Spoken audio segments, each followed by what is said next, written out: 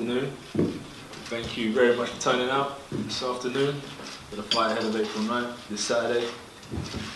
Thank Warrior Boxing, broadcasters, Showtime, Sky Sports, AJ Boxing Management, Matchroom Sports, everyone that made this fight come together. When I look back 2.5 years ago, Eddie Hearn, my coach and so on, done an amazing job taking me around the country, fighting in various arenas, which has kind of led to the last big showdowns in the O2 Arena, which has led to this fight Saturday night. Fighting Charles Martin here, as you all know, southpaw fighter, big, tricky, all credit to him for taking himself from zero to hero, and the journey that I'm following as well, from zero to hero myself. We're just fighters.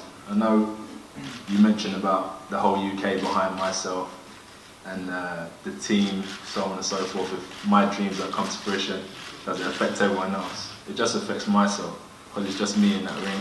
Every time I step in, and no one else steps in with me. So it's my dream that gets shattered. And that's why over camp, over the years I've been in training camp, we train, we stay dedicated and disciplined to protect our dreams the best way possible.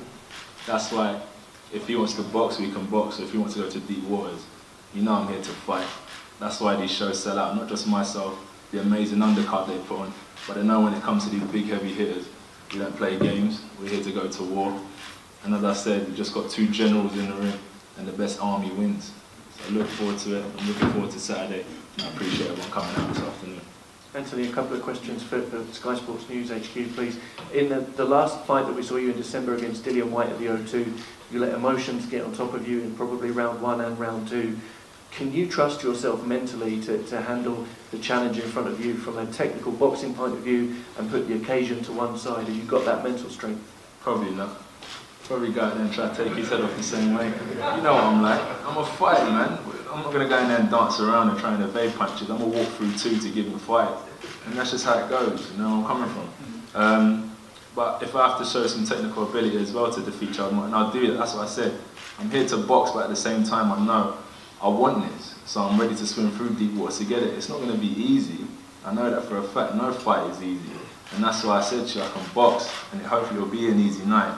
If Charles Martin possesses some tricky tricks that I'm going to have to overcome, as I said, I'll swim through deep waters to take him out of there.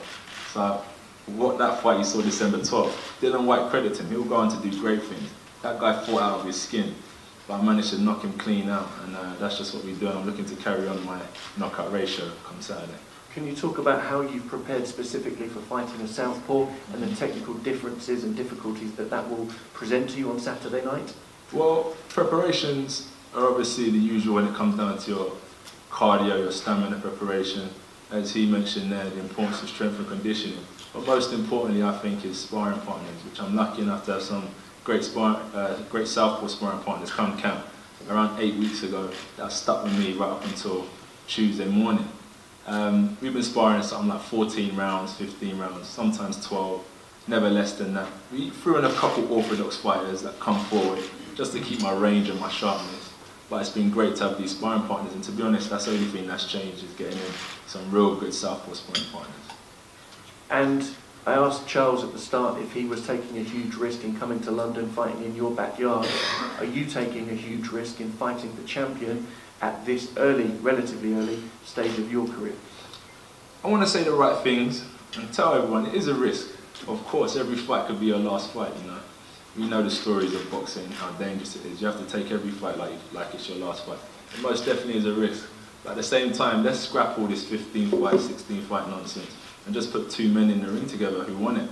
Whoever wants it comes out on top. And that's as simple as that. Scrap all this 16 fight nonsense and who's champ. This is just me and Charles going toe to toe, and the best man will come out on top.